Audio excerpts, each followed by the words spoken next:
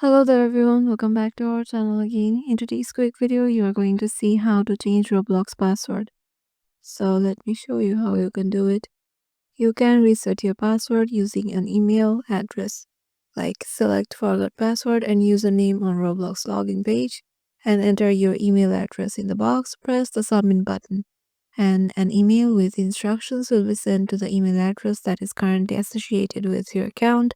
Press the reset button in the email and then the reset password page will be open, and enter and confirm your new password. Press the submit button.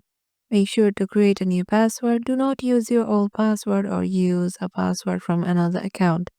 And then there's another way to reset your password using a phone number. Select forgot password and username on the Roblox login page. Do not have an email address attached to your account, but you do have a phone number. You will need to click the phone tab to reset your password via phone number. Select your country code, enter your phone number in the phone number box and press continue. Select verify and complete the process. This will send a 6-digit number to your phone. Enter the code number in the box and press the verify button. The reset password page will be open, and enter and confirm your new password. Press the submit button.